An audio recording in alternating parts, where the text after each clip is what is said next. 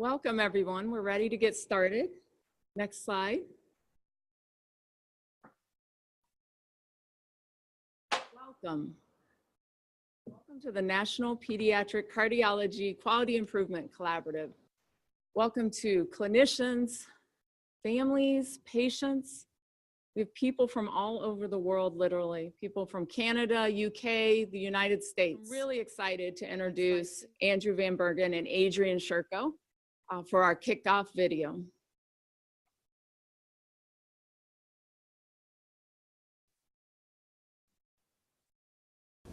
Hello everyone, and welcome to the first ever virtual learning session for NPC-QIC. My name is Andrew Van Bergen. I am the Director of the Cardiac Critical Care Program at Advocate Children's Hospital in Oak Lawn in Southwest Chicagoland. It is with my great pleasure to welcome everyone. There is no better way to kick off this event than hearing from one of our parent partners. Please welcome Ms. Adrian Shurko. Hello everyone. Thank you very much for this invitation and honor to speak. I'm a proud heart mom to Amara Rose, who will be celebrating her very first birthday in 8 days. Amara was born with mosaic Turner syndrome and hypoplastic left heart syndrome on April 28, 2017. She had her stage 1 NOROD procedure at 6 days old and her bidirectional Glenn at 3.5 months of age. Despite dealing with some decreased function post-Glenn, she's doing absolutely phenomenal. I'm so happy to say that she is hitting every single developmental milestone on time. Since being weaned from her NG tube at 8 months and being able to see her beautiful face, you would never know that she had a critical heart condition. She was sitting on her own at 6 months, crawling at 9 months, and even took her first unassisted steps at 11 months old. Her developmental therapist calls her her little miracle baby, and she truly is. She's my little snuggle bug who won't let anything get in the way of what she wants. Her smile is infectious, and her strength is absolutely undeniable. So much of her progress and what we have achieved so far is directly related to the work of this group and the advances that it has made for the single ventricle population. We are forever grateful to NPC-QIC. Adrian and her husband were approached by our quality improvement team to participate in the NPC-QIC registry for Phase 2. They willingly consented and participated in our interdisciplinary Norwood Clinic and home monitoring program. Much to my surprise, I arrived last October at the learning session here in Chicago to find Adrian sitting alone at one of the 3 Advocate Children's Hospital's tables. I had to do a double take. I definitely recognized her, but not in this setting. We didn't invite her. She didn't participate in our monthly QI meetings or pre-learning session calls. We have many parent partners at our program, but I invite them to be involved in our QI program well after the Fontan procedure. Her child just had the Glenn. Lo and behold, we hugged and reconnected and started the learning session in a positive yet surprising tone. So Adrian, how did you come to learn about the learning session? I heard about the conference through Sisters by Heart. At the time, I didn't know that the collaborative typically meets in Chicago during the fall. I thought it was just chance and my great luck that it happened to be here, so I quickly registered, not knowing if I would ever have a chance to attend again. I just knew that I wanted to be a part of this group whose primary goal was to help HLHS children, babies, and adults. I had no idea what to expect, and honestly, I thought I'd be sitting in the back of an auditorium by myself. But you weren't sitting in the back of the auditorium. In fact, you were sitting at one of the front tables. We had 6 other parents that she was able to meet during the learning session, but her experience was by far the most raw, the most emotional, the most real. Her child had just had the Glenn 2 months ago.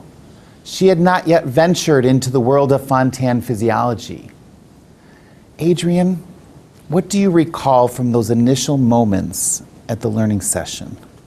In the first few minutes of the session, I remember the introductory remarks and the mortality rate discussion and how far the group has come since the collaborative began. I sat in my seat, tears streaming down my face, thinking I was not in the right place and that I couldn't possibly handle this for 2 days. But it got better. More victories were discussed, and the urge to continue and persevere was apparent. It was so inspiring that medical professionals came together to help this one population of babies, children, and even adults. I loved being involved in the breakout sessions. The fact that doctors, nurses, and therapists would turn to me and ask for my opinion, my expert opinion, was inspiring. They asked about my experience with Amara, most of them remembering specific details about our stay in the hospital. They asked what other supports I needed, what was lacking. They asked what they needed to improve and how. It was open and honest communication with the hopes of improving the care for so many other children.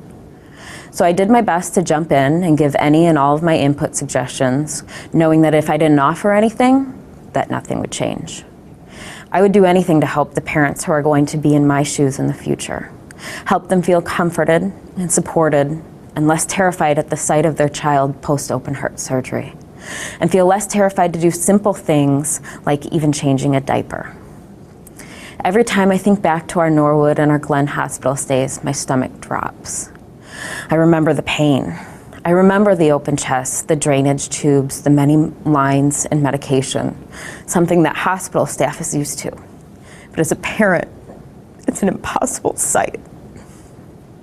It's a journey full of highs and lows. So at the time, it was incredibly hard to attend that first learning session, given that everything was so fresh, considering we weren't far in our journey with the recent surgery. It was helpful that everything was so fresh in my mind and that I could easily recall the details from our experiences and use that to offer suggestions for improved care. It was immensely meaningful to me to contribute to the care for families and patients, improving that future care and easing that pain, even slightly, for new parents entering into this HLHS journey was immensely meaningful to me and makes it all worth it. As you have learned in your crash course this past year of diving into the world of HLHS, we are now in our 16th learning session. Through collaboration amongst all these incredible medical centers across the country, we have been able to successfully navigate our way through phase 1, where we enrolled almost 2,200 single ventricle patients during the interstage. We were able to see a reduction in the interstage mortality rates by over 40%, now with a pretty stable interstage mortality rate of 5%. We saw a reduction in the number of infants experiencing growth failure by 30%. We used quality improvement methodology to reduce variation across hospital sites. As a clinician, one of the most impressive contributions of phase 1 was the empowerment of the parent partners. It was incredible to see the growth of our parent partners participating in all of our projects over the years. This, to me, was by far the greatest accomplishment of phase 1. Now that we have entered into phase 2 and already enrolled 650 patients in 18 months, we have a much bigger task ahead of us and will continue to need the help of our parent partners. What were your thoughts when you learned about all the learning labs and expansion of phase 2? Well, back in October, again being that Amara's Glen was so recent, we were still in the throes of dealing with post-surgery issues. My mind was all over the place, to be honest. At home, we were having multiple vomiting issues multiple times a day, every day, NG feeding tube issues, and so many developmental obstacles. After the interstage, we graduated from the home monitoring program in the weekly Norwood clinic. We were handed over to a new team of nurses that we didn't really know to problem solve our multiple issues rather than talking to our Norwood APN twice a week.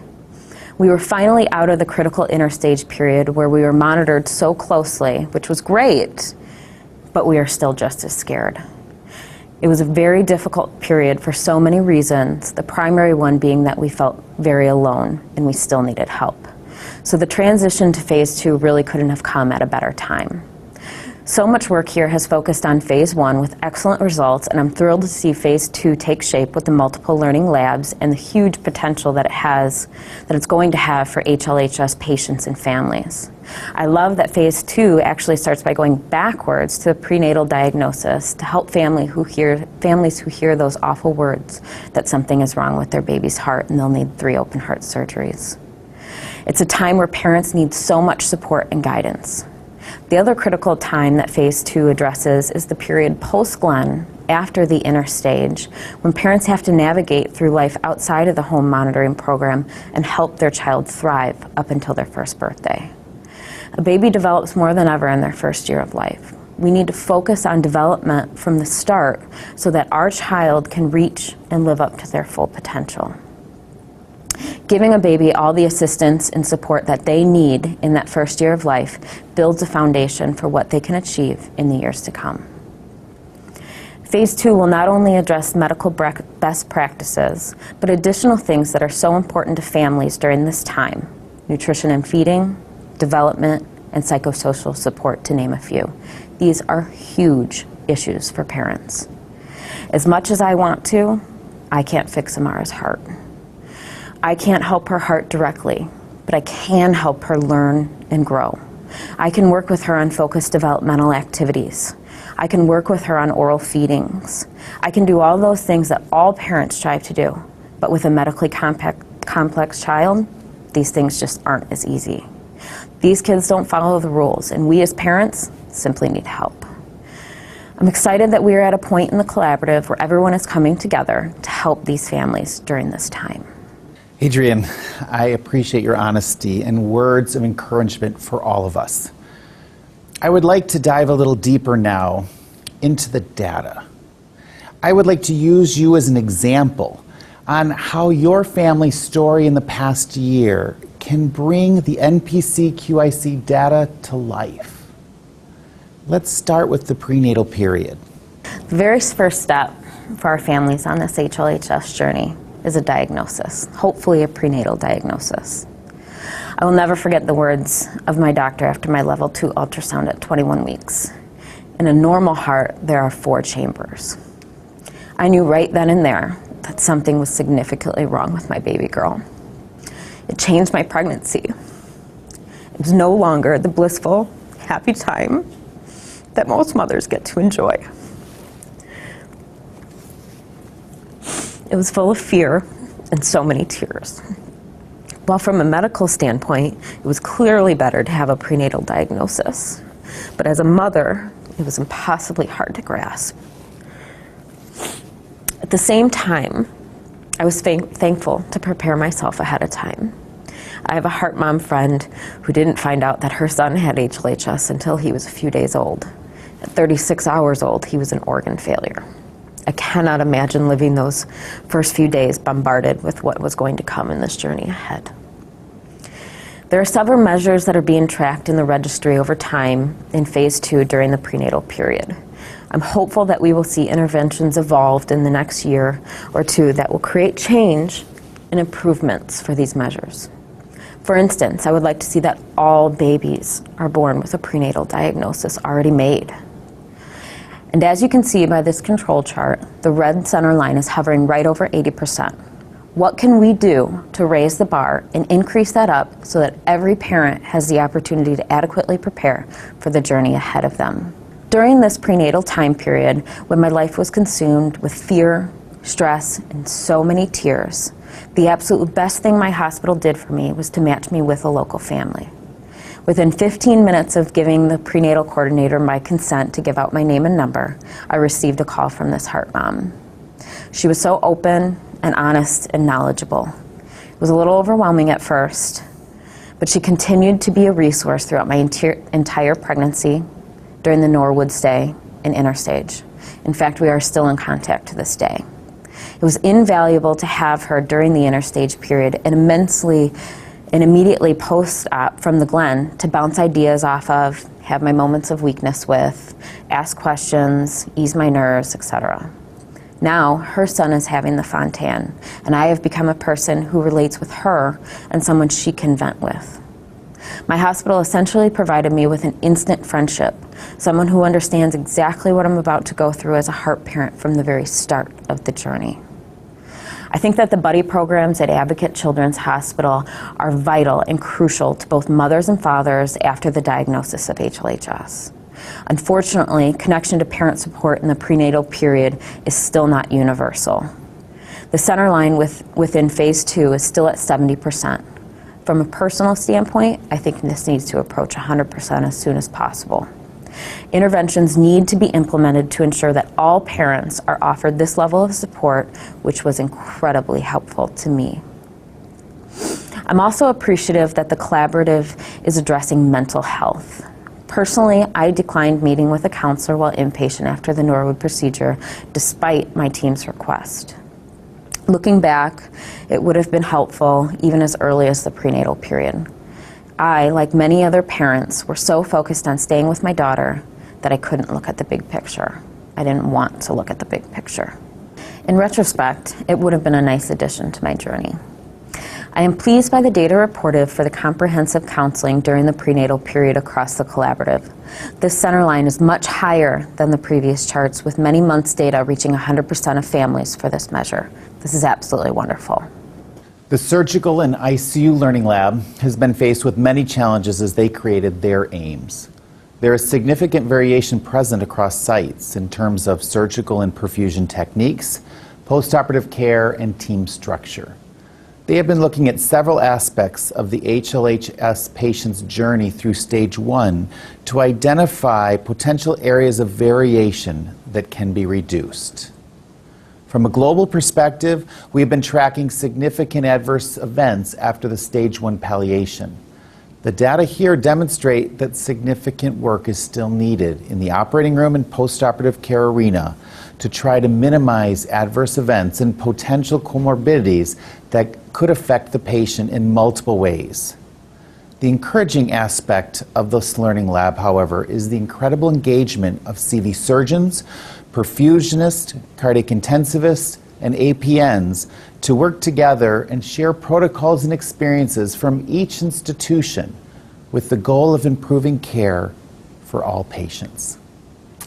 As an intensivist that has worked with this population for years, I still struggle with feeding abilities and disabilities of this population. Could you comment on your journey with Amara's feeding and nutrition? Absolutely. Feeding was something that we worked on the most in my house. It was constant. We worked on oral feedings for every single feed from the inner stage and continue to do so today.